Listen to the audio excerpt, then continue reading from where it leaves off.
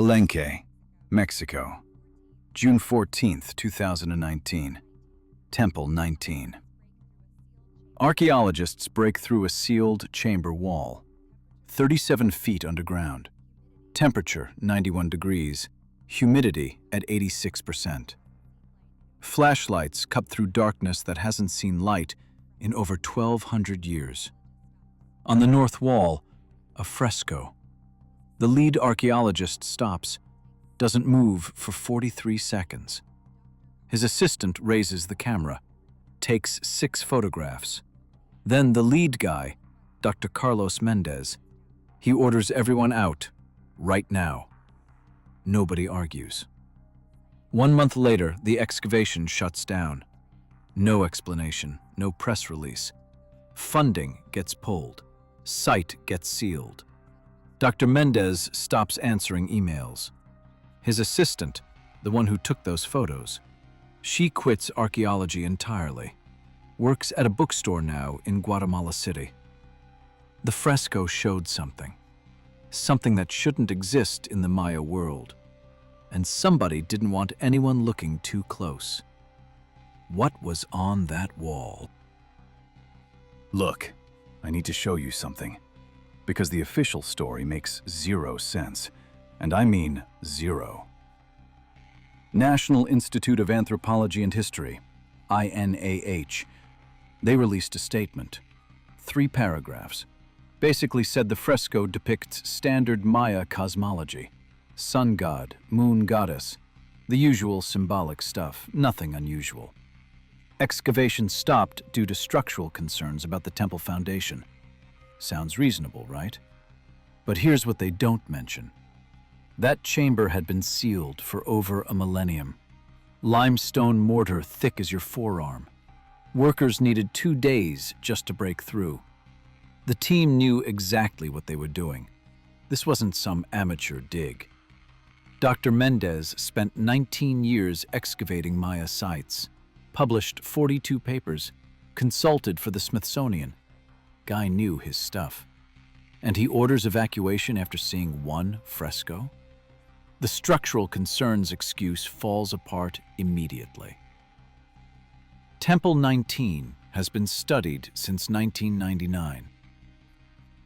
Ground-penetrating radar, laser scanning, 3-dimensional modeling. Engineers cleared it for excavation, deemed it stable. So what changed? The fresco. That's what changed. Here's where it gets interesting. Because 3 of the workers, day laborers from the village, they saw the fresco before Mendez cleared the chamber. One of them, Luis Herrera, he told his cousin about it. His cousin told a local reporter. Small paper, circulation maybe 2,000 people. Luis described what he saw. The fresco showed figures, human figures, wearing what looked like helmets, cylindrical objects on their backs, tubes connecting the helmets to the cylinders, like breathing apparatus. But wait, it gets weirder. Behind these figures, Luis said there were symbols, not Maya glyphs. He'd seen Maya writing his whole life, worked excavations for 11 years. He knew what Maya script looked like. These symbols were different, geometric, precise, almost mechanical looking. And above the figures, a circular object, segmented into sections, each section containing dots arranged in specific patterns. Luis called it a star map. Now, Luis finished 3rd grade, never studied astronomy, doesn't know constellations beyond the Big Dipper. But he said the circular object reminded him of those charts astronomers use, the ones that show star positions. Think about this for a second. The Maya were incredible astronomers, tracked Venus cycles, predicted eclipses, built temples aligned to solstices. We know this. It's documented. It's not controversial. But breathing apparatus? That's not in any Maya codex. That's not in any temple carving across Mesoamerica. Nowhere. And star charts. The Maya used vertical panels, long count calendar dates, not circular segmented diagrams. So what was Luis looking at? The reporter, Manuel Torres, he tried to follow up, called INA, got transferred 7 times, finally reached a press officer who told him the site was closed. No interviews, no access. When Manuel asked about the fresco specifically, and this is word for word from his notes, the officer said, quote, "There is no fresco matching that description," end quote. But Luis saw it. 2 other workers saw it, and Dr. Mendez saw it. 4 witnesses minimum. 6 if you count the assistant and the photographer who was there that day. All saw the same wall, same chamber. And Ina says it doesn't exist? Manuel filed a Freedom of Information request, asked for the photographs taken inside the chamber. Every excavation documents findings. Its procedure, its law. Those photos should be public record. Request denied. Quote, "Materials contain sensitive cultural information subject to indigenous heritage protections," end quote. Since when do photos of Maya artwork get classified? I've seen thousands of excavation photos, publicly available. Museums publish them, universities share them, documentaries show them. Why are these 6 photographs from Temple 19, Chamber 6 different? Unless they show something somebody doesn't want seen. Let me ask you something. Put yourself in that chamber for a second. You're an archaeologist. You've excavated dozens of sites. You've seen Maya art your entire career. Suddenly, you break into a sealed room, sealed for over 1,200 years, and you see imagery that contradicts everything you know about Maya capabilities. What do? Most archaeologists would be ecstatic. Career-making discovery, papers, conferences, book deals, your name in textbooks forever. Dr. Mendez ran. Shut it down in 30 days. Fastest excavation closure I've ever researched. Average Maya dig runs 18 to 24 months minimum. This one, 1 month, from breakthrough to lockdown. What scared him? And here's another thing nobody talks about. The assistant, Maria Salazar, she didn't just quit archaeology. She moved, left Mexico entirely, lives in Guatemala now. Won't discuss Palenque. I found her email address through university records, sent her 3 messages, polite, professional, just asked about her time at Temple 19. She responded once, 2 sentences. Quote, "I signed an NDA. Please don't contact me again." End quote. An NDA, a non-disclosure agreement. Who makes archaeologists sign NDAs? This is academic research, public funding, public sites. Since when does the Mexican government require silence about temple frescoes? Let me tell you when. When those frescoes show something that threatens established narratives. Something that raises questions nobody wants answered. So, here's what we know so far. Let me lay it out. 1. Sealed chamber discovered June 14th, 2019. 2. Fresco depicts figures with breathing apparatus and geometric symbols not matching Maya style. 3. Excavation shuts down within 30 days. 4. Photographs get classified. 5. Lead archaeologist stops talking. 6. Assistant quits and signs NDA. 7. Official story claims nothing unusual found. Connect those dots. I'm not saying what happened. I'm asking you to look at the pattern, because this pattern, I've seen it before. Different sites, different countries, same sequence. Discovery, excitement, sudden silence. What do you think happened in that chamber? What did Dr. Mendez see that made him shut down a career-defining excavation in 30 days? Drop your theory in the comments. Because the official story, the one about standard cosmology and structural concerns, that story has more holes than the temple walls themselves. And we're just getting started. Let me take you back further, because Temple 19 isn't just any structure. It's significant. Built around 700 AD, late Classic period, Palenque at its peak, population hitting 6,000, trade routes extending from the Gulf Coast to Guatemala highlands. Temple 19 sits on the western edge of the palace complex. Smaller than the famous Temple of Inscriptions, less studied too. Most tourists never see it. Archaeologists focused on bigger structures, more impressive carvings, better funded projects. But in 2002, ground-penetrating radar detected anomalies. Chambers beneath the visible structure, sealed spaces showing no signs of looting. Unusual. Most Maya temples got ransacked centuries ago. Looters knew where to look. Hidden chambers rarely stayed hidden. Temple 19, though, untouched. It took 17 years to get excavation permits. INA moves slowly. Bureaucracy, budget constraints, priorities elsewhere. But finally, in 2019, approval came through. Team assembled, equipment shipped, local workers hired. Dr. Mendez arrived May 2nd, spent 6 weeks doing preliminary surveys, mapping, core samples, standard procedure, everything by the book. June 14th, breakthrough. Now here's something interesting. The chamber they found, Chamber 6, it wasn't on the radar scans. Scans showed chambers 1 through 5, all mapped, all located. Chamber 6 appeared during physical excavation, behind a false wall, intentionally hidden even from the builder's own plans. Think about that. The Maya built a chamber, then concealed it so thoroughly that even their own architectural records don't mention it.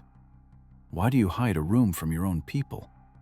Unless what's inside can't be explained, can't be justified, can't be seen. The workers who broke through described the moment. The limestone mortar, they said it was different, darker, mixed with something that made it harder than normal. Took twice as long to chip through. Their tools kept dulling. Supervisor had to order new chisels 3 times. When they finally breached, air rushed out. Musty, heavy. One worker said it smelled sweet, not rotting sweet, chemical sweet, like old medicine or preservatives. Temperature inside the chamber, 68 degrees. Cooler than the surrounding excavation by 23 degrees. No explanation for that. No airflow, no venting. Just sealed stone holding cold air for over a millennium. Dr. Mendez went in first. Standard protocol. He's responsible for initial assessment, structural safety, artifact identification. He wore a headlamp, carried a digital camera. His assistant waited at the entrance with the light rig. He was inside for 90 seconds before calling them in. That's important. 90 seconds. Not 30, not 5 minutes. 90 seconds. Enough time to see the fresco. Enough time to understand what he was looking at. Enough time to know this wasn't standard Maya art. Maria, the assistant, she described his face when he emerged. Quote, like he'd seen a ghost, pale, sweating even though it was cool in there. He didn't speak for maybe 20 seconds, just stared at his camera screen, end quote. She said that in an interview 6 days after the discovery. Local TV station. 15-minute segment about the excavation. Upbeat, optimistic. Standard archaeology coverage. She seemed excited. Talked about potential significance. mentioned the unusual imagery. 2 weeks later, excavation closed. Another week after that, she signed the NDA and left Mexico. What changed in 3 weeks? I need to tell you about the photographs, because this is where everything gets murky. Maria took 6 photos inside Chamber 6. High resolution, professional equipment. She's trained in archaeological photography, knows how to document findings properly. Lighting, angles, scale references, the works. Those photos got uploaded to the project server. Standard procedure. Every excavation maintains a digital archive, accessible to the research team, backed up daily. 3 days after the discovery, photos disappeared from the server. Not deleted, disappeared. The file directory showed they'd been there. Timestamps confirmed upload. But the actual image files, gone. Tech support got called. Checked backup drives. Nothing. Checked local storage on Maria's camera. Memory card had been wiped. Maria told the TV reporter, this was before the interview got pulled from the station's website. She told him, quote, "I've never seen anything like it. The detail was incredible. The preservation was perfect. These images could rewrite what we know about Maya technological understanding." End quote. The interview aired once, June 23, 2019, 8 p.m. local time. By midnight, removed from the station website. Station manager claimed technical issues, video quality problems. They'd re-upload after editing. Never happened. I searched for 2 years. That interview doesn't exist anymore. Except Manuel, the reporter who covered the initial story, he recorded it. VHS tape, old school. He showed me his recording. Let me take notes. Wouldn't let me copy it, though. Said he's had 3 break-ins since 2019. Nothing stolen except electronics.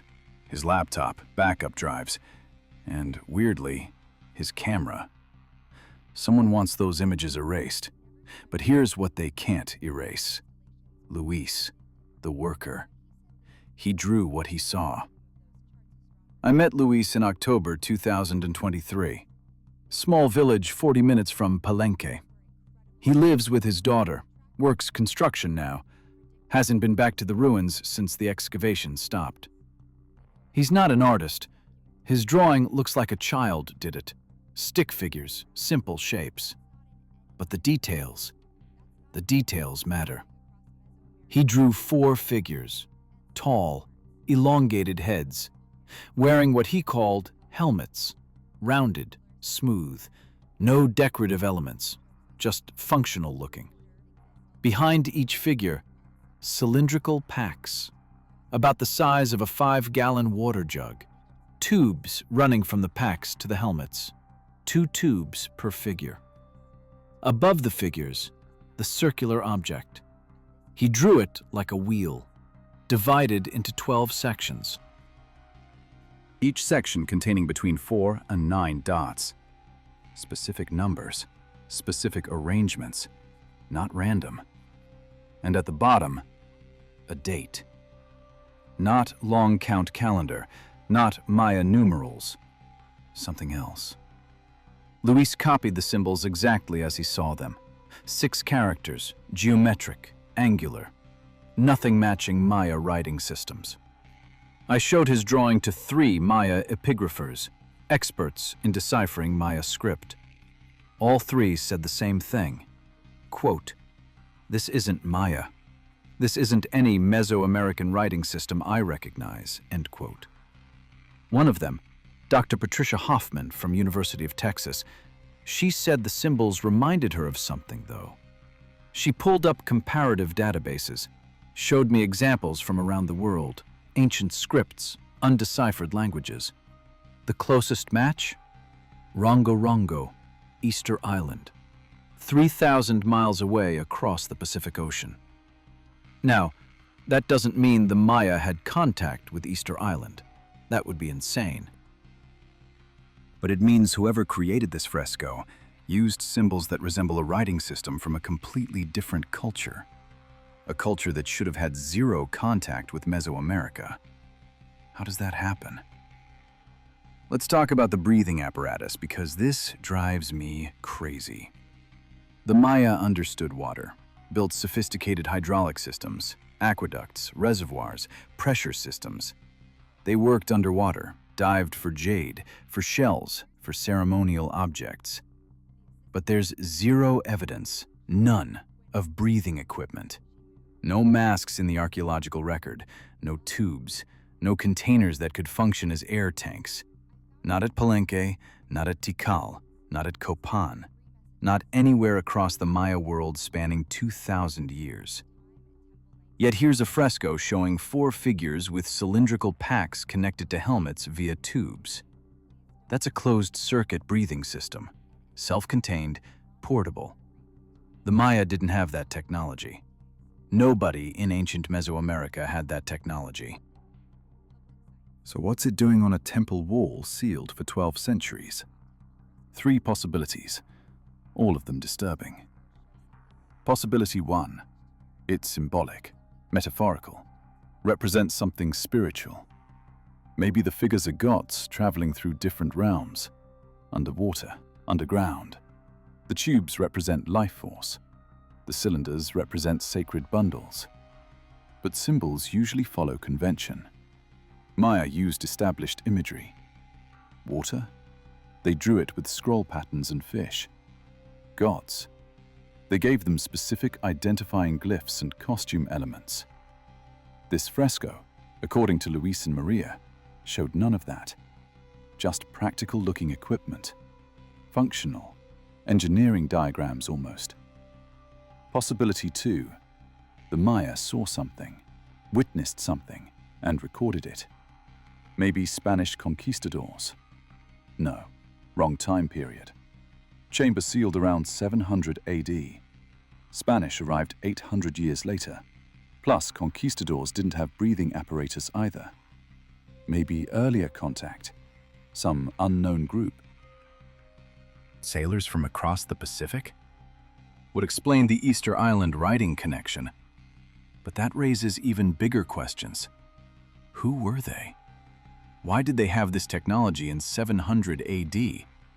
And why is there zero other evidence of their presence? Possibility 3. And this is the one nobody wants to discuss. The fresco is much older than the chamber. Maybe the Maya found it, found older ruins, copied what they saw, sealed it away because it frightened them, because it contradicted their understanding of the world. That theory sounds crazy, I know, but there's precedent. Maya built on top of older structures constantly. At Tikal, at Calakmul, at Edzna.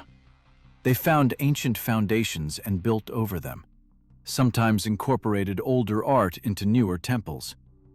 What if Chamber 6 contains something from before the Maya, something they discovered and couldn't explain?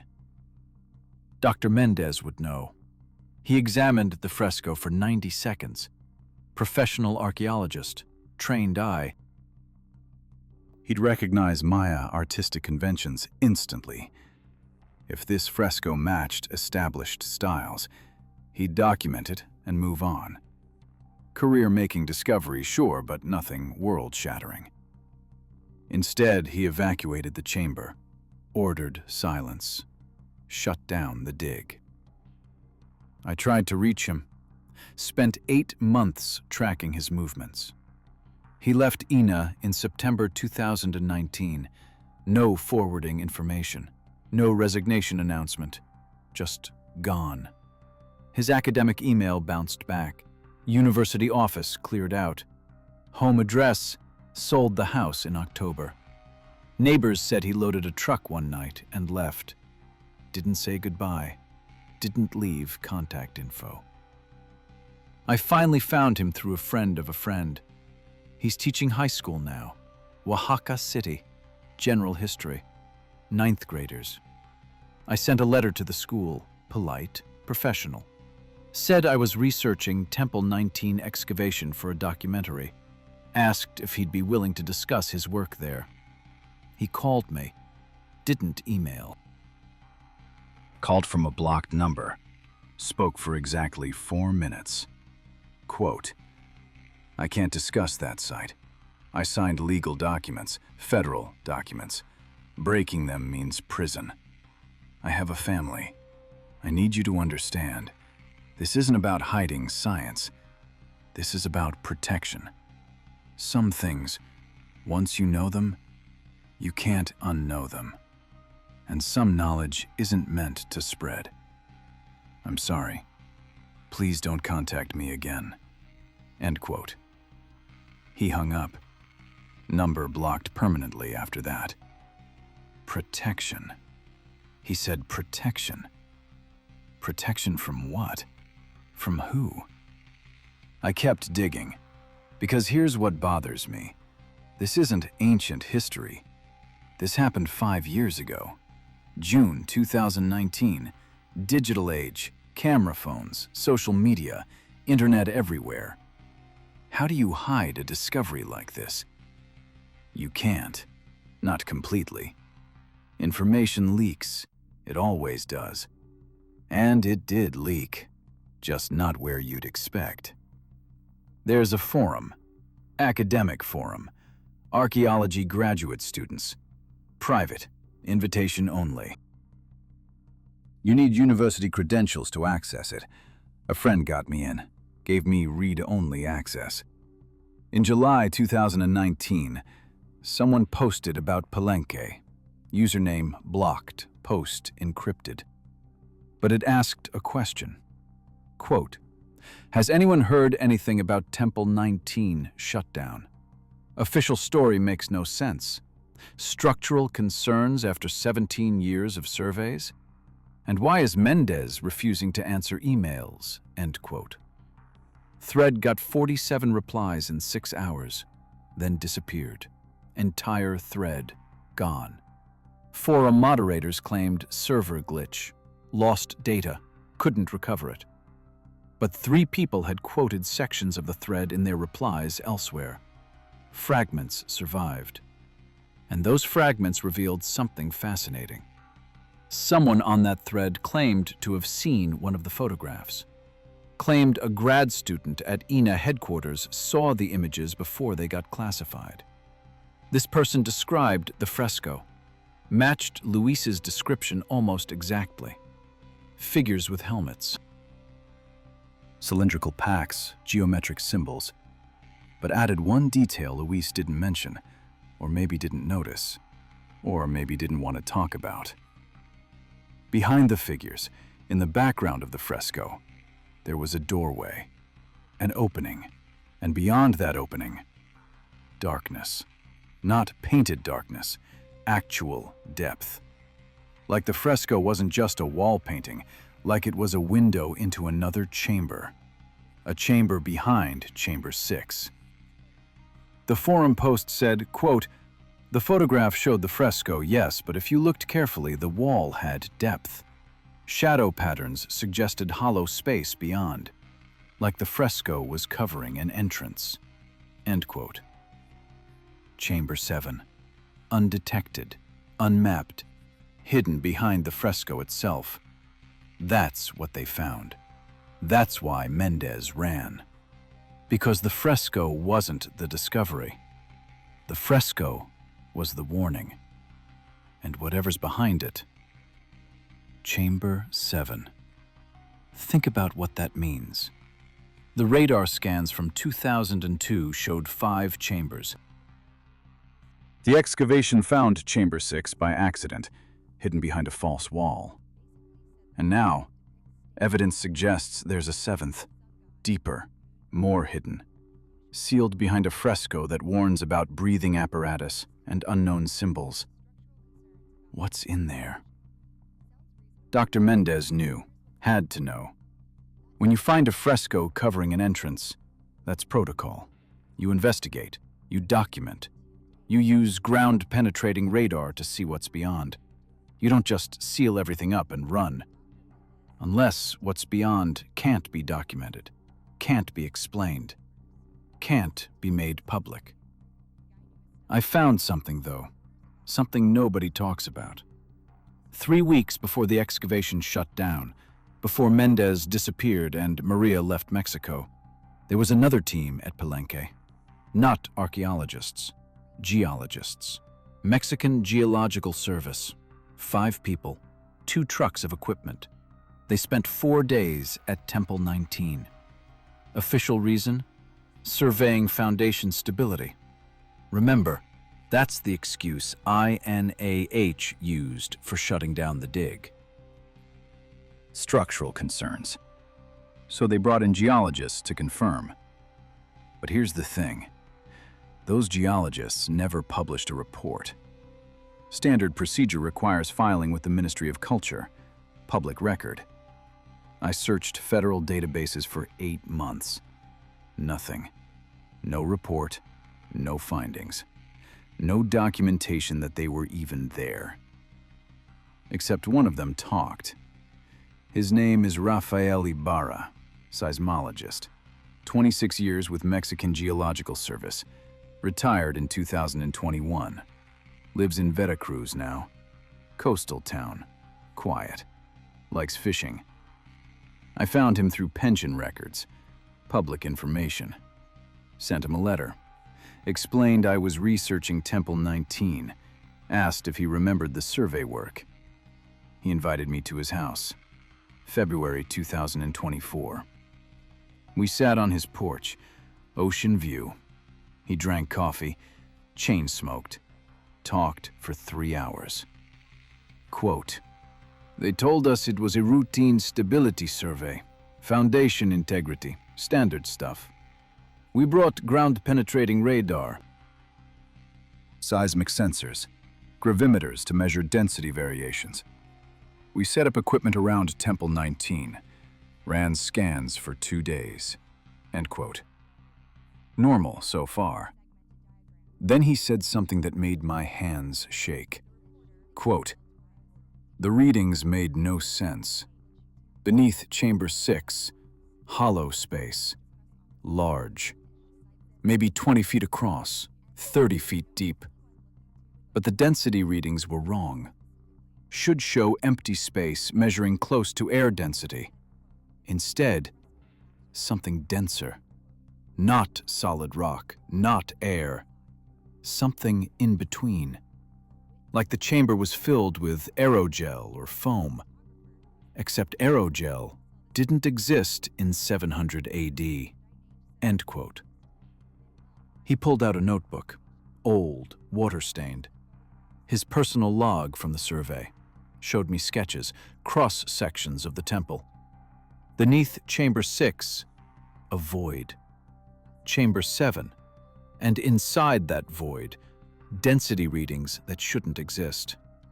Quote, "My equipment said there was something in that space. Not artifacts, not rubble. Something uniform. Something manufactured."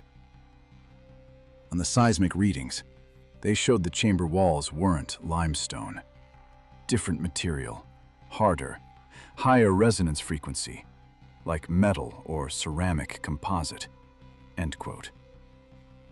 Metal in a Maya temple, buried 37 feet underground, sealed for over 1,200 years.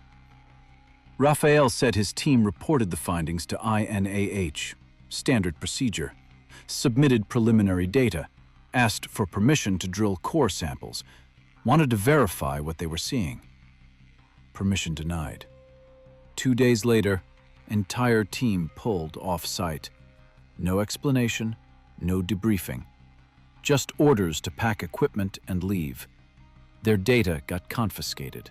Hard drives, notebooks, field logs, everything classified under archaeological heritage protection laws. Rafael kept his personal notebook, hid it, figured if anyone asked, he'd say he lost it. Nobody asked, nobody followed up. He retired 18 months later, never worked another government project. He told me, And these were his exact words, quote, "Whatever's under Temple 19 isn't Maya. The Maya built amazing structures. I've surveyed dozens. I know what limestone construction looks like. I know density readings for ancient masonry. That chamber, it's something else. Something that predates the temple. And someone very high up doesn't want anyone knowing about it." End quote. Predates the temple. Built before 700 AD. By who? Look, I need to show you something else, because Temple 19 isn't unique. There's a pattern, other sites, other shutdowns, same sequence of events. Tikal, Guatemala, 2016. Excavation under Temple 2. Team found a sealed chamber. Unusual construction. Walls showed machining marks, perfectly straight cuts. Excavation supervisor noted it in his field report. 3 weeks later, project shut down. Structural concerns cited. Supervisor transferred to desk job in Guatemala City. Copan, Honduras, 2018. Ground-penetrating radar detected anomaly under the hieroglyphic stairway. Metallic signature. Strong. Clear. Request filed to investigate. Denied. Site declared off-limits for excavation. Radar equipment removed. Calakmul, Mexico, 2020. Workers clearing Structure 2 found a small chamber, 4 feet square. Walls covered in symbols nobody could read. Not Maya, not Olmec, not anything in the archaeological databases. Photographs taken. Chamber resealed within 48 hours. Photos classified. Workers paid bonuses to stay quiet. 3 sites, 4 years apart, same pattern. Discovery, documentation, shutdown, silence. And here's what connects them. All 3 sites sit on the same fault line. Motagua-Palochic Fault runs from the Pacific coast through Guatemala into Belize. Geologically active, earthquakes common. Maya built major cities along this fault despite the danger. Why? Raphael had a theory, showed me seismic data from the entire region. Over 40 years of measurements, the fault line doesn't just run through these sites, it runs underneath them, deep. And the seismic readings show something unusual. Acoustic signatures, resonance patterns, like hollow spaces following the fault line. Not natural caves, too uniform, too precisely spaced. Quote, "It's like a network, underground, following geological weak points." The Maya didn't just build on top of the fort, they built over entrances to something below. And whatever's down there, it predates Maya civilization by centuries, maybe millennia. End quote. Network. Underground tunnels spanning hundreds of miles beneath the entire Maya world. That sounds insane, I know, but the data supports it. The density readings, the metallic signatures, the unusual construction, and the desperate efforts to keep anyone from investigating deeper. So here's the question. If there's a network, if there are chambers and tunnels beneath Maya sites, who built them? The Maya didn't have metalworking technology, not like this. They worked gold, copper, made jewelry, ornaments, small tools, but industrial-scale metalwork? Metal construction? No evidence for that, none. Unless they found something already there, already built, already waiting. There's a legend, not widely known, oral tradition among highland Maya communities in Chiapas. It talks about the ancient ones, the people before people, giants who lived underground, who knew the secrets of stone and metal, who built the first temples and then vanished into the earth. Most archaeologists dismiss it. Mythology, creation stories, every culture has them. But here's what's interesting. The legend specifies location, says the ancient ones lived beneath the mountains near the great river. The Usumacinta River runs right through Palenque. Temple 19 sits on a ridge above the Usumacinta, 150 feet elevation. Perfect position to access whatever's underground. The Maya knew. They found the entrances, the chambers, and they sealed them. Built temples on top, maybe to honor what was below, maybe to hide it, maybe to warn future generations. And then someone in 2019 broke through, found Chamber 6, found the fresco, found the warning about breathing apparatus and mysterious symbols, and saw evidence of Chamber 7 behind the wall. That's when everything stopped. But I found someone else who saw inside, someone nobody knows about, because he wasn't part of the official team. His name is Tomas, won't give his last name. Worked security at Palenque, night shift. Guarded the ruins after tourists left. Been doing it for 14 years, knows every stone, every temple, every hidden corner. June 15th, 2019. Day after they opened Chamber 6. Tomas was assigned to guard Temple 19 overnight. Standard procedure during active excavation. Prevent looting. Prevent tampering. He told me he arrived at 8 p.m. Sun setting, long shadows across the plaza. He checked the excavation site. Everything secure. Equipment locked up. Chamber entrance covered with tarp and wooden braces.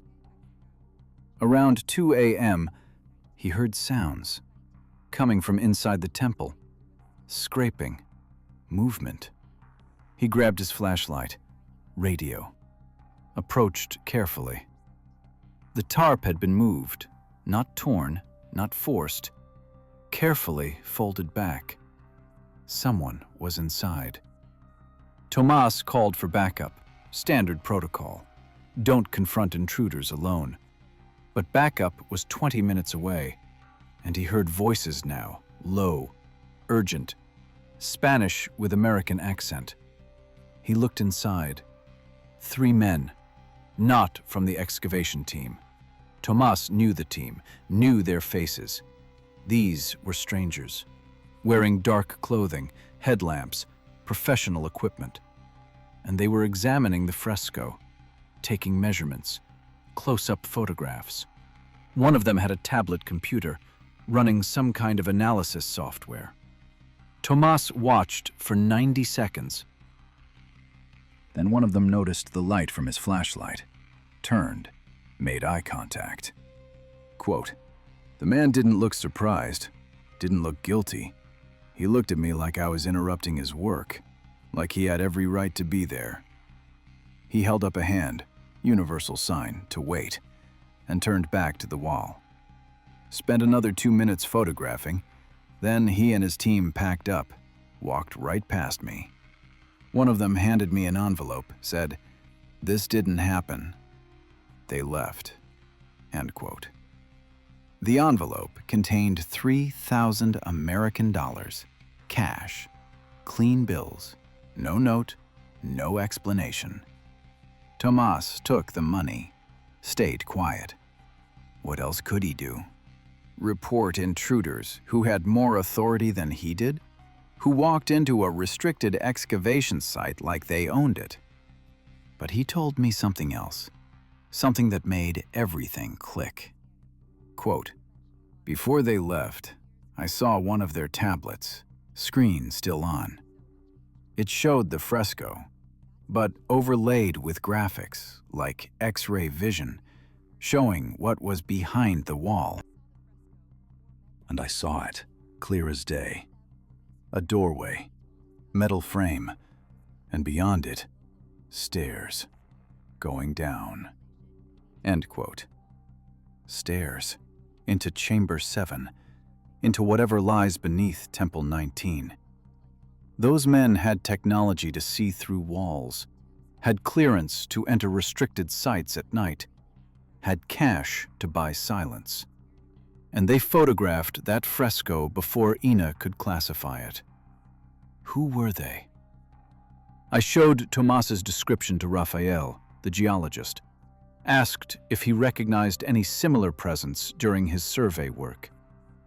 He went quiet, stared at the ocean for maybe 3 minutes. Then he said something that made my blood run cold. Quote, "They were observers during our survey. Not Mexican, American maybe, or European. Hard to tell. They didn't interact with us, just watched, took notes. When we found the anomaly beneath Chamber 6, when the equipment showed that impossible density reading, one of them made a phone call, walked away, spoke for 10 minutes, came back. 2 hours later, we got orders to pack up and leave." End quote. Observers, with authority to shut down Mexican government surveys on Mexican soil, at Mexican archaeological sites. That's not normal cooperation. That's not academic collaboration. That's control. And it raises the biggest question yet. If there's something beneath Temple 19, something ancient and unknown, why does an outside power care so much about keeping it hidden? What's the threat? What's the danger? Raphael had a theory, showed me more data. Seismic readings from the entire region, not just survey work. Historical records. Earthquake data going back 70 years. He pointed to a spike. 1968, March 23rd. Magnitude 5.4 earthquake. Epicenter near Palenque. Unusual depth, 14 miles underground. Way too deep for the local fault structure. Quote, "Earthquakes at that depth shouldn't happen here. The fault doesn't go down that far. But something caused seismic activity." And look at this. End quote. He showed me measurements from stations around the epicenter. The seismic waves weren't normal. Didn't match natural earthquake signatures. Too uniform, too regular. Almost like a controlled explosion. Underground explosion. 1968, 14 miles beneath Palenque.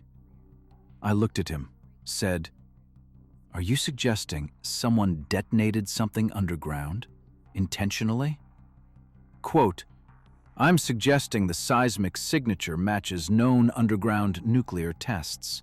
Small yield, maybe 2 kilotons. Same depth as Soviet tests in Kazakhstan. Same wave patterns. And it happened 18 months after the Mexican government signed the Tlatelolco Treaty banning nuclear weapons in Latin America. Someone violated that treaty, detonated a device deep under the Maya ruins, and buried the evidence with hundreds of feet of rock." End quote. Nuclear test in Mexico in 1968, beneath one of the most important archaeological sites in Mesoamerica. Why?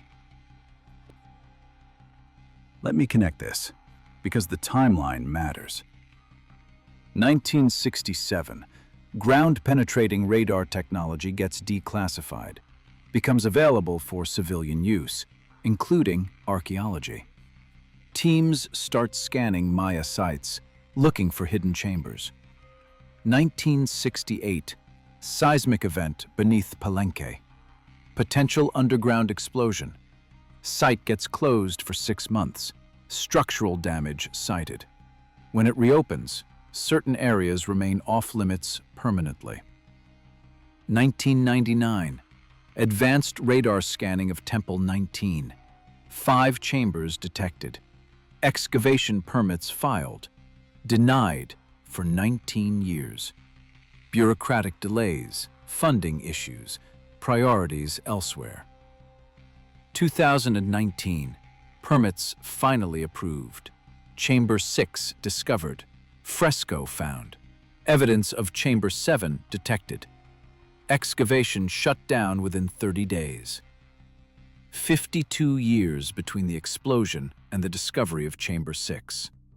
And in all that time, no one was allowed to dig deep at Temple 19. No one was allowed to see what lies beneath. Until Mendez broke through by accident, found the chamber the explosion was supposed to seal, found the fresco warning about what's below, and triggered a shutdown that involved American observers and classified Mexican government data. What's down there that's worth 50 years of cover-up? What's worth a nuclear device to keep sealed? I went back to Luis, the worker who saw the fresco, showed him Raphael's seismic data, explained the theory about underground chambers and tunnels, asked if anything about Chamber 6 supported this. He looked at the data for a long time. Then he said something I wasn't expecting. Quote, "The air. When we broke through, the air that came out, it wasn't just old, it was wrong. Sweet smell, yes, but also metallic, like blood, but not blood. And when I breathed it, my head felt light, dizzy, not from lack of oxygen, from too much oxygen, like the air was richer, denser. One worker passed out, had to be carried outside. Doctor said it was dehydration, but the worker said, he said the air made his lungs burn." End quote. High oxygen concentration in a sealed chamber, 1,200 years old. That's impossible. Sealed spaces lose oxygen, decomposition, oxidation. Rock slowly absorbs available oxygen over centuries. Sealed Egyptian tombs measured 10 to 12% oxygen content. Normal air is 21%. But Luis described symptoms of oxygen toxicity. Happens when air exceeds 28 to 30% oxygen. Causes euphoria, dizziness, respiratory distress. Exactly what the worker experienced. How does a sealed chamber maintain or even increase oxygen levels over 12 centuries? Unless it's not sealed. Unless it's connected to something larger. Something with airflow, ventilation, a system that keeps air circulating even after 1,200 years. That underground network Raphael theorized. It's not just chambers and tunnels. It's functional. It's active. It's maintaining atmospheric conditions that shouldn't exist. And the breathing apparatus on the fresco. Suddenly it makes sense. If you're going down into those chambers, into whatever lies beneath Temple 19, you need protection. Not from lack of air, from too much. From air that's been enriched beyond safe levels. From atmosphere that will burn your lungs and make you hallucinate, and eventually kill you. The Maya knew. They recorded it. Drew figures wearing protective equipment, cylindrical packs to regulate oxygen intake, tubes to filter and dilute the air, because they'd been down there. They'd explored Chamber 7. Maybe they'd gone deeper, into the tunnel network, into whatever structure predates their civilization. And what they found, what they saw, scared them enough to seal it away, to build a temple on top, to create a fresco warning future generations, to hide it so thoroughly that even their own architectural records don't mention it. But they left clues.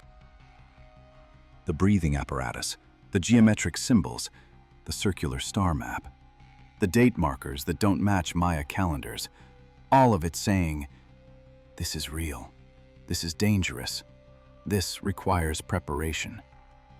And in 2019, Dr. Mendez found those clues, understood what they meant, saw evidence of Chamber 7, and knew that if he continued excavating, if he broke through that fresco, he'd release whatever lies beyond.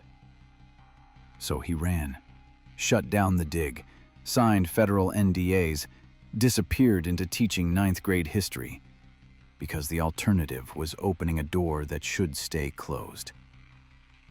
But here's what keeps me awake at night. Those 3 men Tomas saw. The ones with wall-penetrating technology. The ones who photographed the fresco before it got classified. They had equipment showing stairs into Chamber 7.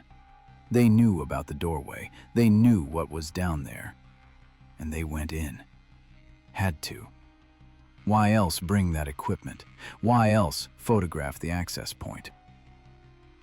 Which means someone has been inside.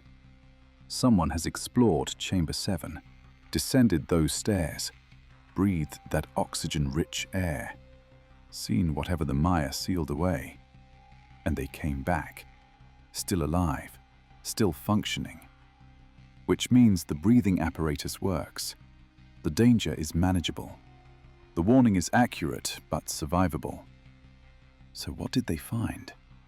What's down there that required a nuclear device to seal in 1968? What justified 50 years of bureaucratic stonewalling? What scared the Maya enough to hide it from their own descendants? I have one more source, found him through accident. Researcher at Los Alamos National Laboratory, retired. Worked on underground sensor systems during the Cold War. Specialized in detecting Soviet tunneling operations. He's the one who analyzed Raphael's seismic data, confirmed the 1968 event matched nuclear test signatures. But he told me something else. Something that changes everything. Quote, "That wasn't the only test. We detected 3 more. 1972 near Tikal, 1983 near Copan, 1991 near Calakmul. All the same depth, all the same yield, all explained away as earthquakes. But the signatures don't lie. Someone conducted 4 underground nuclear tests beneath major Maya sites over 23 years." End quote. 4 sites, 4 explosions, 4 attempts to seal whatever lies beneath the Maya world. And it didn't work, because in 2019, Chamber 6 opened. The fresco survived. The doorway to Chamber 7 remains intact. Whatever they tried to bury, it's still there, still waiting, still accessible to anyone who knows where to look and how to breathe the air. The question isn't what's down there anymore.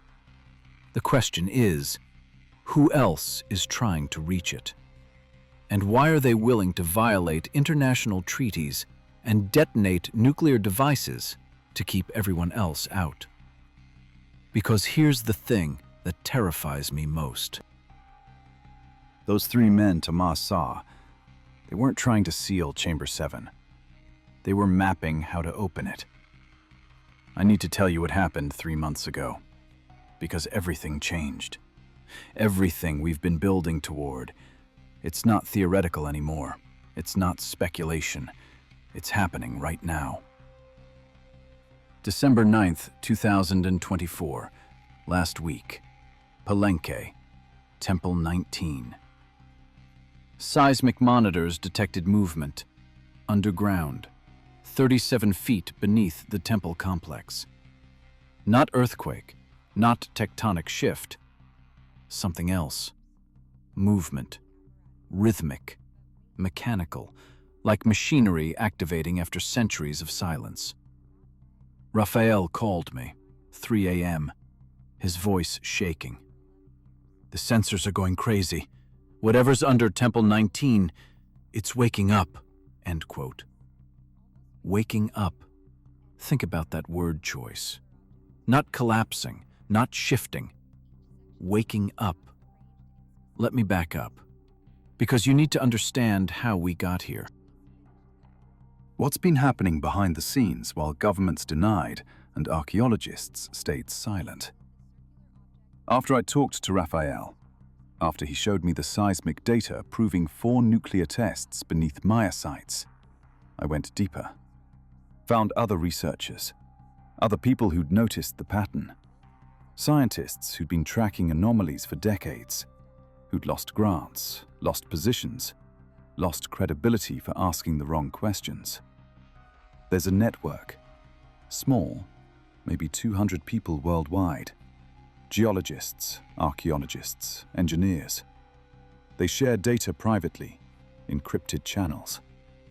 They've been monitoring the Maya sites for 40 years, and what they found, it's beyond anything I imagined. The underground structure isn't just beneath Palenque, it's massive. Extends from southern Mexico through Guatemala into Honduras, follows the Motagua-Polochic fault line. But it's not natural. The tunnels are too uniform, too precise. Spaced exactly 12 miles apart. Same diameter, same depth. Same construction material showing on density scans. 340 miles of tunnels, 12 major chambers, 4 sealed with nuclear devices, 8 still accessible.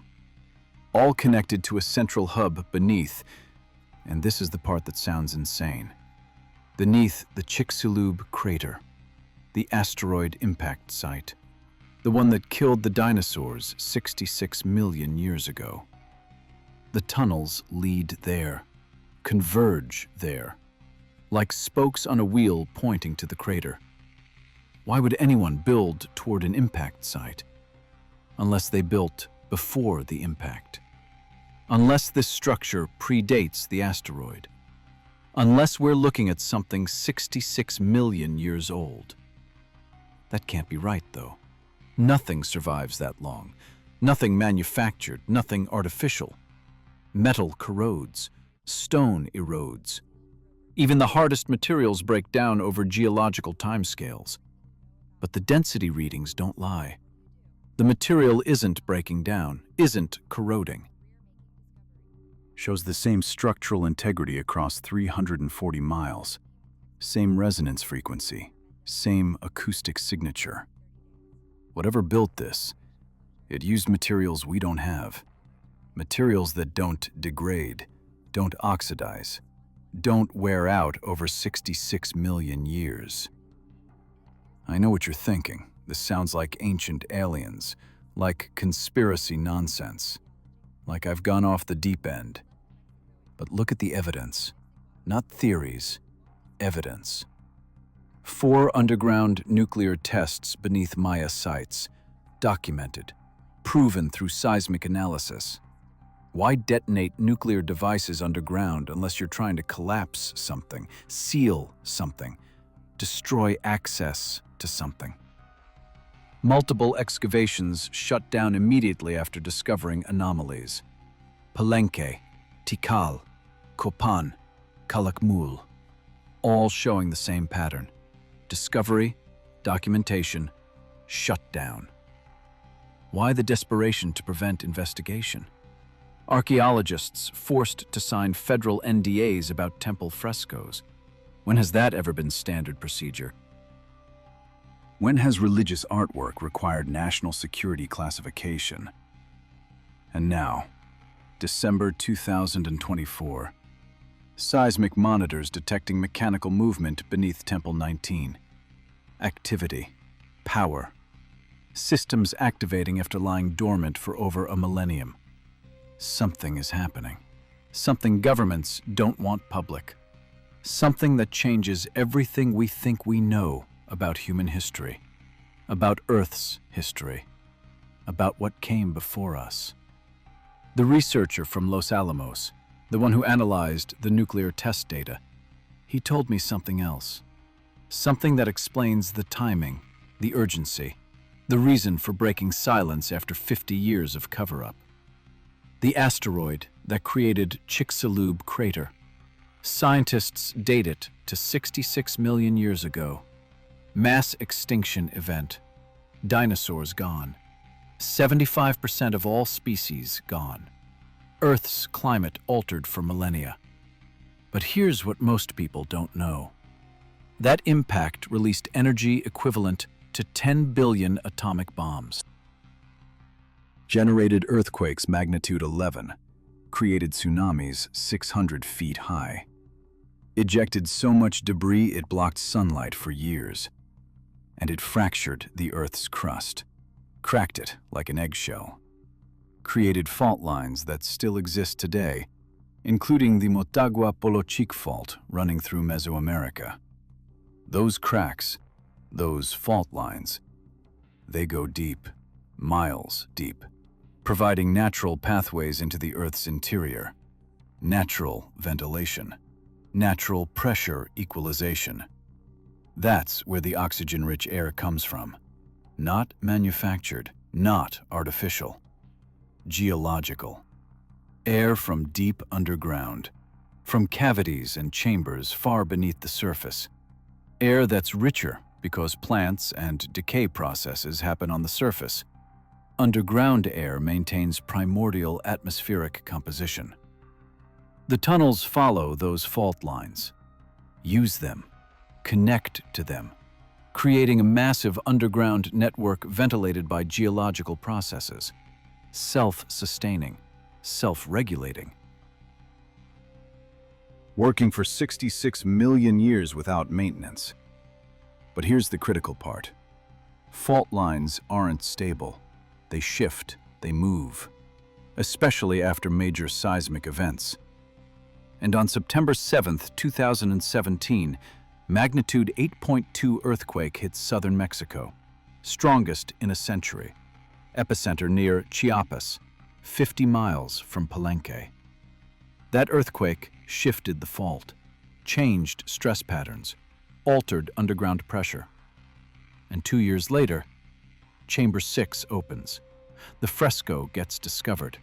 Evidence of Chamber 7 appears, because the earthquake changed something, opened something, made accessible what had been sealed.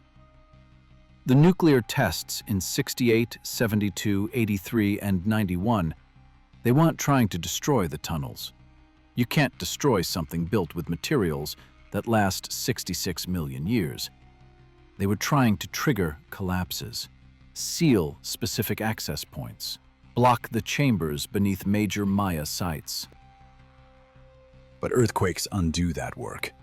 Move rock, create new openings, re-establish connections. And now, 7 years after the 2017 earthquake, systems are reactivating. Power flowing, machinery moving.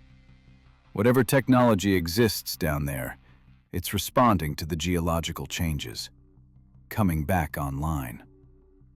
That's what the governments fear. Not the tunnels, not the chambers, not even the mysterious builders. They fear the technology, the systems. Whatever artificial intelligence or automated processes were left behind 66 million years ago. And what happens when those systems wake up? Dr. Mendez knew this, had to know. When he saw the fresco, when he recognized the breathing apparatus and the warning symbols, he understood. This wasn't historical curiosity. This was immediate danger. Technology activating, systems coming online. And anyone who opened Chamber 7 would be standing at ground zero when whatever's down there fully powered up. So he ran. Not from the Maya, from something much older, much more dangerous, something humanity isn't prepared to face. But running doesn't stop it. Sealing chambers doesn't stop it. Even nuclear weapons don't stop it. The geological processes continue, the fault lines shift, the connections re-establish, and the activation sequence proceeds regardless of human intervention.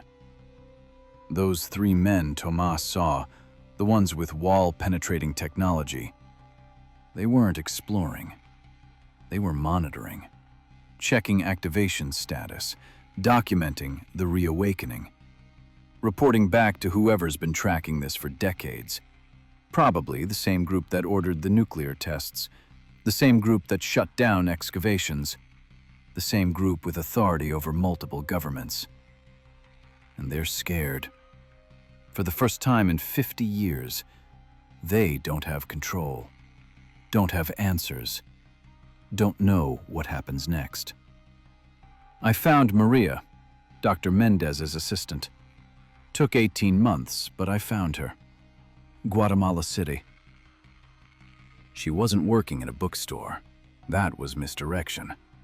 She was at the National Geographic Institute, Archives Division, buried in research. Specifically, historical accounts of unusual events in Maya territories. She agreed to meet. Coffee shop, public place. She looked exhausted, thin, dark circles under her eyes, like she hadn't slept properly in years. She said, and these are her exact words, quote, "I've been researching what they found, not just at Palenque, at other sites too, and there's a pattern throughout Maya history across 2,000 years. References to beings from below, not metaphorical, not spiritual. Physical beings emerging from cave systems, from cenotes, from underground chambers, always described the same way. Tall, pale, eyes that reflected light like animals. And they wore the equipment, the breathing apparatus, the cylindrical packs, because they couldn't breathe our air. Too thin, too little oxygen for them." End quote. She showed me drawings. From codices, from temple carvings, from pottery decorations spanning centuries, all showing figures with helmets, with tubes, with equipment, and always emerging from cave entrances, from underground openings, from places beneath the earth. The Maya didn't build the tunnels, they found them, discovered the entrances, encountered whatever lived down there, and recorded those encounters as religious experiences, as visits from gods. Because what else do you call beings with technology you can't comprehend? But some Maya understood the truth.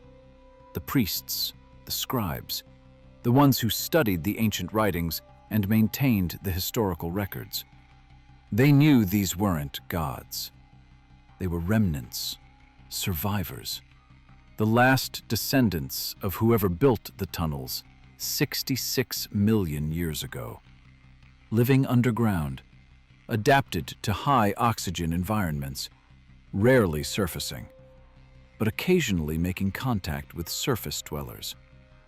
And the Maya sealed the entrances, not to keep themselves out, to keep those beings in, to prevent widespread contact, to protect both populations from each other. Because the atmospheric differences made coexistence impossible. The Maya couldn't breathe below. The underground dwellers couldn't breathe above. So separation made sense. Mutual isolation, peaceful avoidance. Until the earthquakes, until the nuclear tests, until modern humanity started digging and scanning and forcing access to places that had been sealed for very good reasons.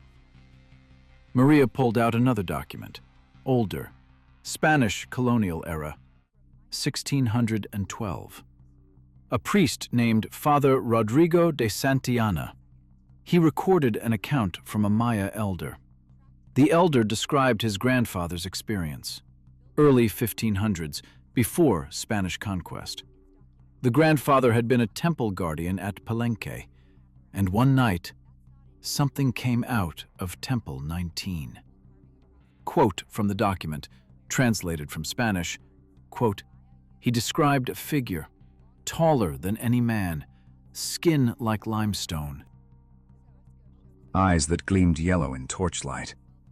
It wore a suit, smooth, without seams, like snakeskin but harder. And it carried a light. Not fire, not torch. A light that came from a device in its hand. The figure looked at him, made sounds, not words, clicks and hums. Then it returned to the temple, descended into the earth. The grandfather sealed the entrance the next morning, placed stones, drew warnings, told his children never to enter. End quote. 1612. The priest recorded this 400 years ago, describing an encounter that happened a century before that, 500 years total. And it matches everything. The breathing equipment, the technology, the underground origin, the mutual inability to communicate or coexist. Maria said she found 17 similar accounts, scattered across colonial records, missionary reports, Inquisition documents, all describing encounters with beings from below, all in Maya territories. All near sites we now know have underground chambers and tunnel connections. These weren't random stories, weren't myths. They were consistent reports of contact. Contact that stopped around 1650. Last recorded encounter. After that, nothing. Silence for 370 years. As if the underground population withdrew, sealed themselves away completely, cut off all surface access, until 2017. Until the earthquake changed everything. I asked Maria about Dr. Mendez, where he was, if she'd stayed in contact. She went quiet, stared at her coffee for a long time. Then she said, quote, "Carlos is dead," end quote. He died August 13th, 2023, Oaxaca City.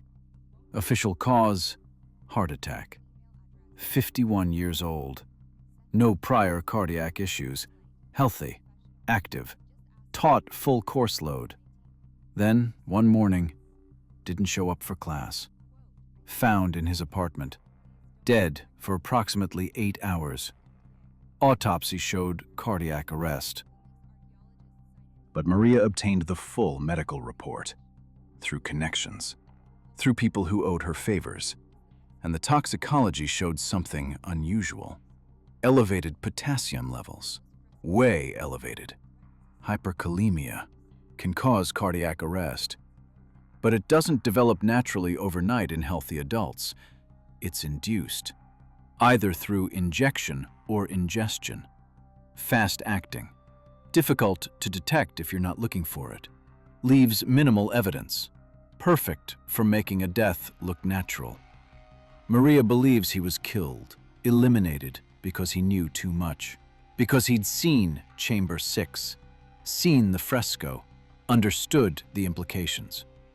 And despite the NDAs and the silence and the disappearance, someone decided he remained a risk. She said, quote, "They're cleaning up loose ends. Anyone who saw too much, anyone who knows too much." Carlos, the photographer who documented the chamber, car accident 6 months after Carlos died.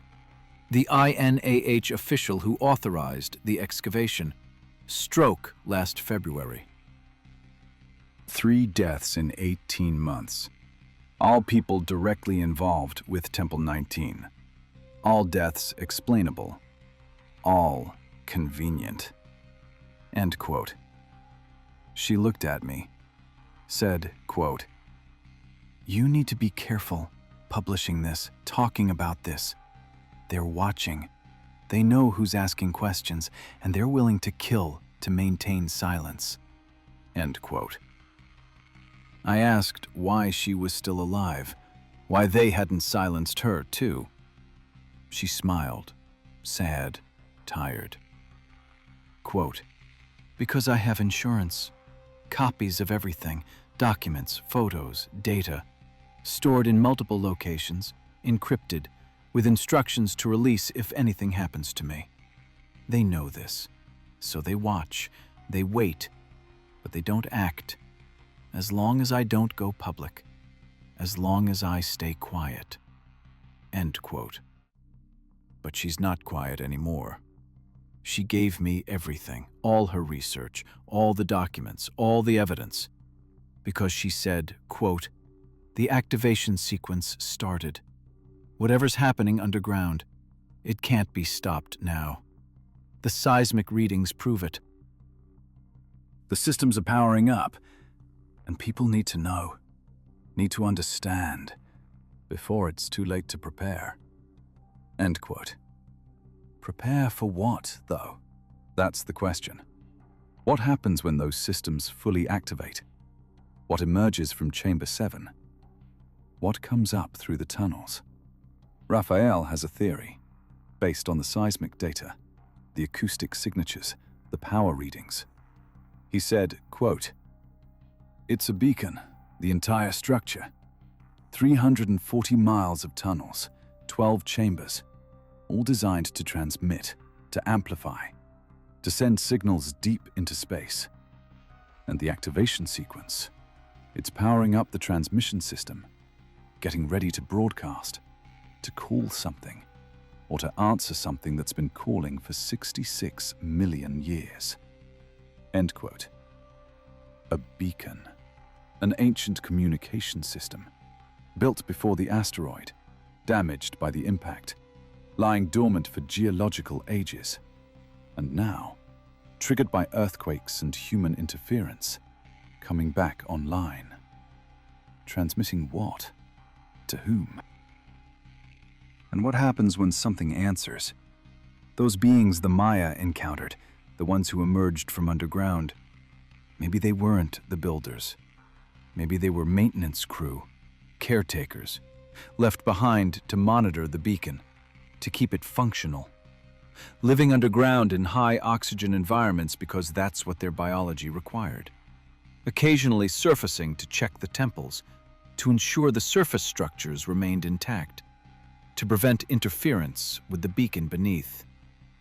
And the Maya, seeing these caretakers, interpreted them as gods, built religions around them, created art depicting them. And when the caretakers withdrew 500 years ago, sealed themselves completely underground, humanity forgot, reduced the encounters to mythology, to folklore, to conspiracy theory. But the beacon remained, waiting, buried under temples and jungle and centuries of denial, until earthquakes and excavations exposed it again, reactivated its power systems. Started the transmission sequence that was interrupted 66 million years ago. Here's what's happening right now, today, this week, while you're watching this. Seismic monitors show activity beneath all 12 chamber sites. Not just Palenque, all of them, synchronized, as if responding to a central signal. Power levels increasing, mechanical movement detected, acoustic signatures matching the transmission patterns Raphael identified. Mexican government issued evacuation orders. Quiet.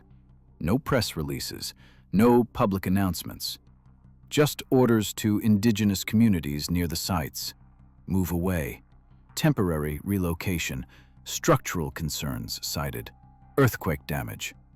Standard bureaucratic language, hiding desperate action. American military assets deploying to the region. Surveillance aircraft, ground teams. Officially, joint training exercises with Mexican forces. But the equipment they're bringing, it's not for training. It's for monitoring, for containment, for rapid response to unknown threats. And the three groups, the ones who've been tracking this for decades, they're converging on Palenque. Scientists, military contractors, intelligence operatives, all descending on Temple 19. Because Chamber 7 is opening.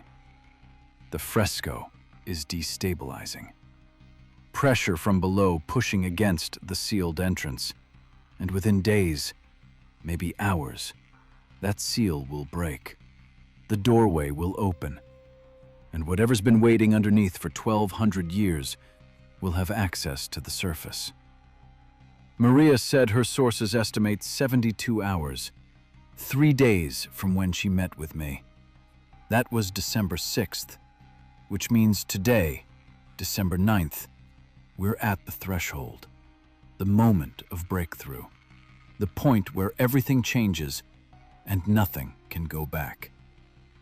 I'm releasing this now, not waiting, not editing, not polishing. Because if Maria's right, if those systems fully activate, if that beacon starts transmitting, everything changes. The evidence might disappear. The sites might get sealed permanently. The witnesses might vanish. You need to know this happened. Need to understand the pattern. Need to see how governments and agencies and mysterious groups spent 50 years hiding the truth. Killing people who knew too much. Detonating nuclear devices beneath sacred sites. All to prevent humanity from learning what lies beneath our feet. We're not alone on this planet. Never have been. There's another intelligence, another civilization, underground, older than humanity, older than mammals, older than dinosaurs. Surviving the asteroid, adapting to subterranean life, maintaining their technology, waiting for their beacon to reactivate. And now it's happening. The geological processes aligned. The earthquakes opened the pathways. The human interference triggered the response. And in hours or days, first contact happens. Real contact. Not with something from the stars, with something from below, from the deep earth. From tunnels built 66 million years before human beings existed. The Maya knew, recorded it, sealed it, warned us through art and architecture and hidden chambers, told us in every way they could, there's something beneath, something powerful, something dangerous, and it requires respect, requires caution, requires breathing apparatus to approach safely. We didn't listen. We dug anyway. We scanned and excavated and forced our way into sealed spaces. And now we face the consequences. I don't know what happens next. Nobody does. Maybe the beacon activates and nothing answers. Maybe it transmits into empty space, cosmic silence, proof that we're alone after all. Or maybe something responds. Something that's been waiting 66 million years for the signal to resume. Something that sent the builders here in the first place. Something that expects to find its colony intact and operational. What happens when they arrive and find Earth completely different? Climate changed. Dominant species changed. Their underground descendants reduced to scattered survivors in high oxygen chambers? Do they restore? Do they reclaim? Do they start over? I hope we're ready. Hope governments have plans. Hope the military and intelligence apparatus that's been tracking this for 50 years has contingencies. But I doubt it. Because you can't plan for first contact with something this old, this alien, this fundamentally different from human experience. The Maya tried to tell us, left the fresco, the warnings, the depictions of protective equipment, sealed the chambers to prevent accidental activation, did everything they could with Bronze Age technology to protect future generations. We ignored them, called it mythology, called it primitive superstition, called it conspiracy theory. And now, December 9th, 2024, we stand at the edge of discovery we're not prepared to handle. 3 hours ago, Raphael sent me final readings. The seismic activity beneath Temple 19 reached threshold. Chamber 7 seal showing stress fractures. Acoustic sensors detecting movement inside. Not geological, not random. Deliberate, purposeful.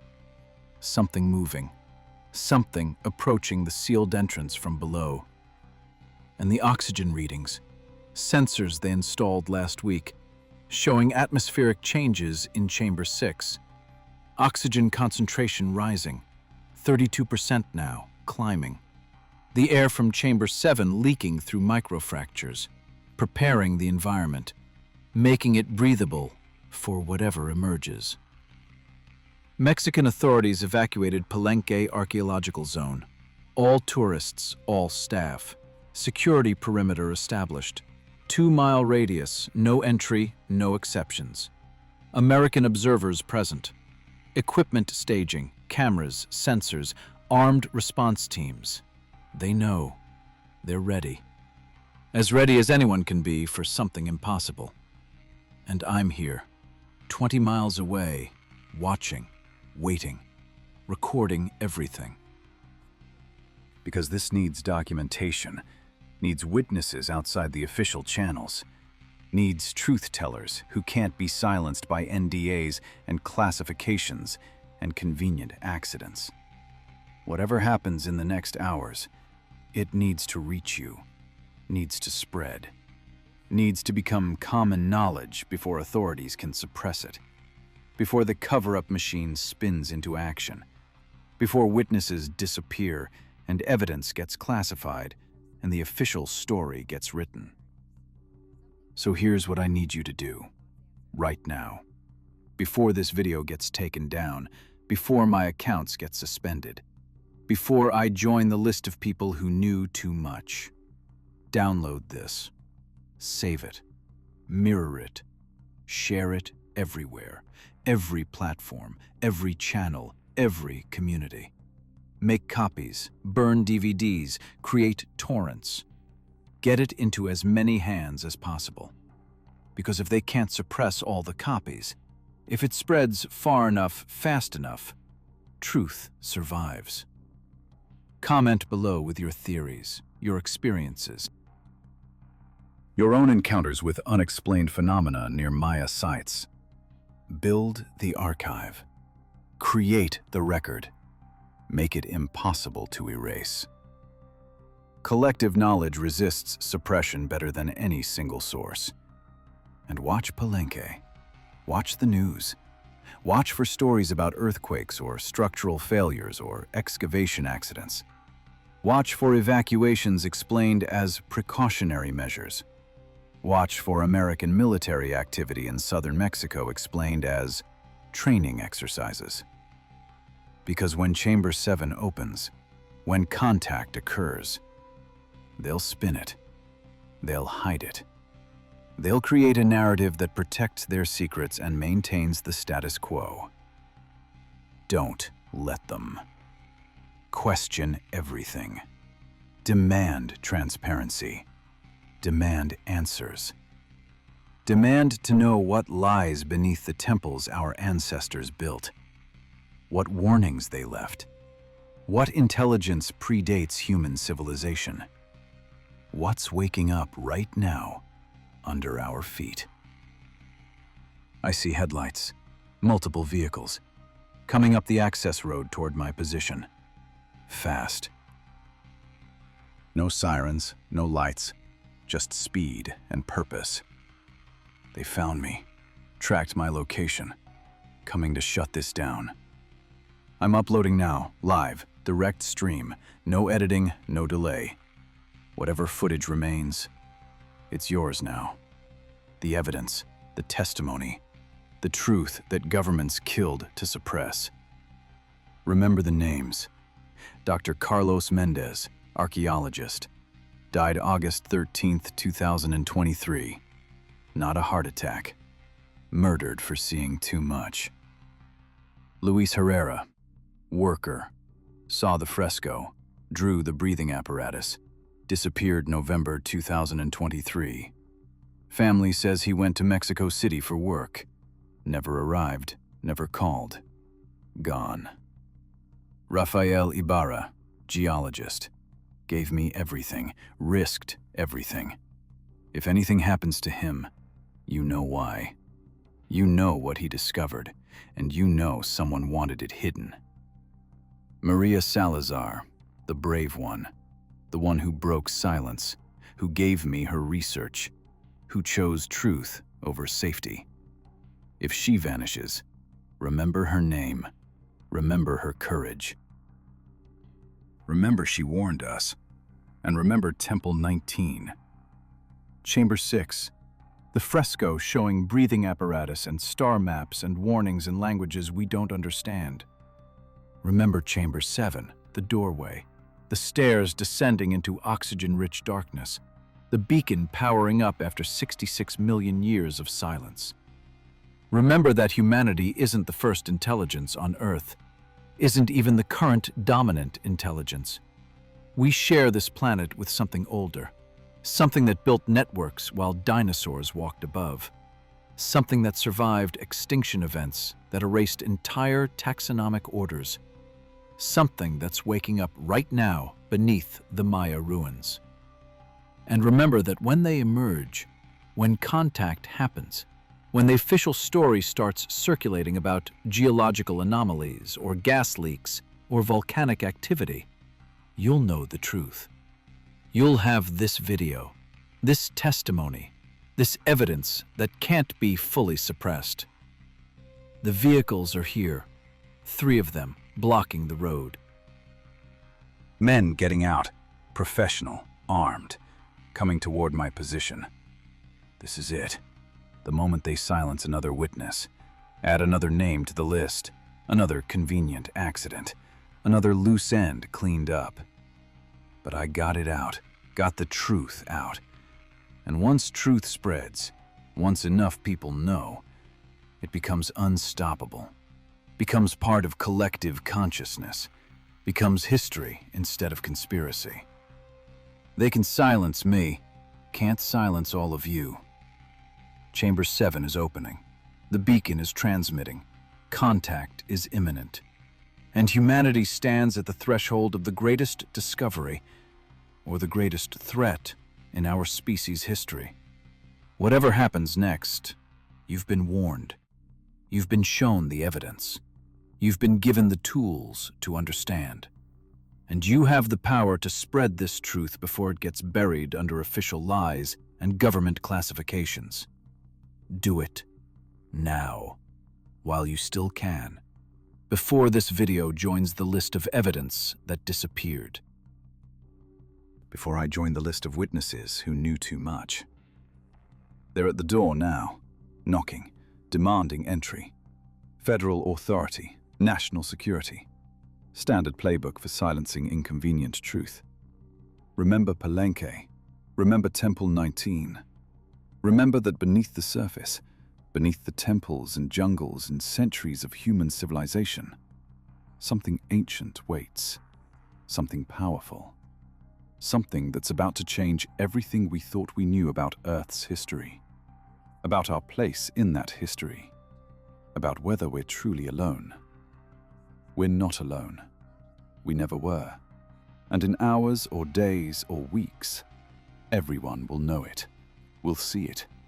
We'll face the truth that governments spent 50 years hiding.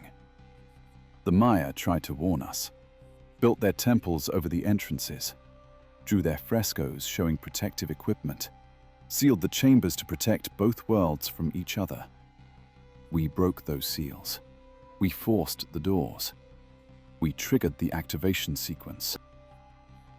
And now, December 9th, 2024, we face the consequences. Face what emerges from Chamber 7. Face the beings who maintained the beacon. Face whatever answers the transmission. This is first contact. This is disclosure. This is the moment everything changes. And you heard it here first, from someone who dug too deep, asked too many questions, refused to accept the official story. They're breaking down the door. I'm out of time. This is the end of my testimony. But it's the beginning of yours, your responsibility, your mission, to spread this truth, to preserve this record, to ensure that when the cover-up starts, and it will start, people know what really happened. Chamber 7 is opening. The beacon is active. Something is coming, and the world needs to know before official silence descends, before the truth gets buried under classified documents and federal NDAs and convenient deaths. Do it. Share this. Now. Make me the last witness they silence. Let truth spread faster than suppression. Let humanity face what's coming with open eyes instead of manufactured ignorance. The doors open. They're inside, taking the equipment. This transmission ends now. But the truth lives on. In you, through you, because of you. Remember Palenque. Remember the fresco. Remember that beneath our feet, something ancient wakes. And nothing will ever be the same. Goodbye, and good luck. We're all going to need it.